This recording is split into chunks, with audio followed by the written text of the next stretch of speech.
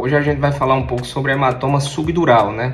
No qual foi notícia hoje em todos os jornais da televisão brasileira, certo? O que foi que aconteceu? O atual presidente da República, o Lula, passou por uma neurocirurgia, né? Que pelo que tudo indica, pelo boletim, foi um hematoma subdural. Que, inclusive, um paciente chegou com a mesma patologia, o hematoma subdural, hoje no nosso serviço.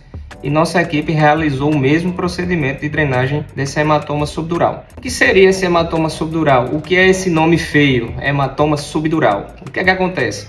O cérebro, ele tem algumas membranas que recobrem ele, certo?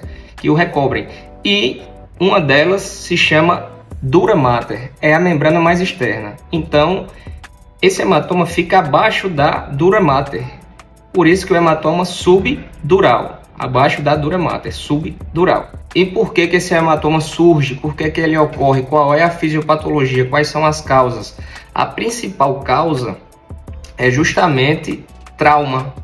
Bater a cabeça, trauma crânioencefálico, em pacientes idosos. O que acontece? Em pacientes idosos, o cérebro da gente, ele diminui de tamanho, ele atrofia. E existem vasos que ficam ligados à dura mater e ao cérebro, de maneira que quando ele atrofia, esses vasinhos ficam esticados, ficam tensos.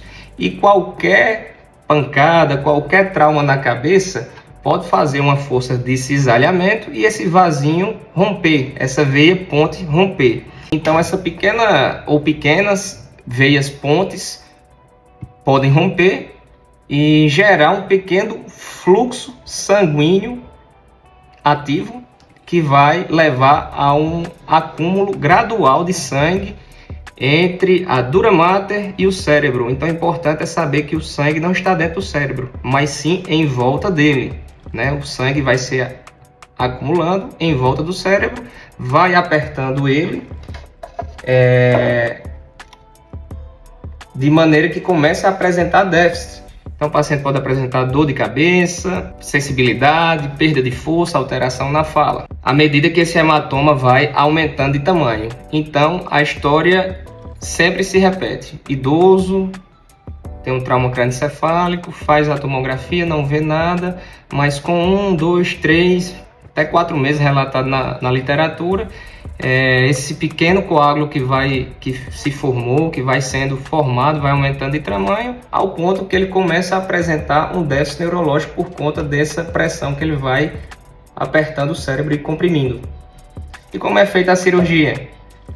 A cirurgia é feita com pequenos furos, que a gente chama de trepanation, com um craniótomo, que vai perfurar o osso e perfurar essa membrana, que é a dura mater. A partir desse procedimento, a gente consegue drenar esse sangue que está sendo acumulado entre essa meninge, entre a dura mater e o cérebro, esse hematoma intracraniano.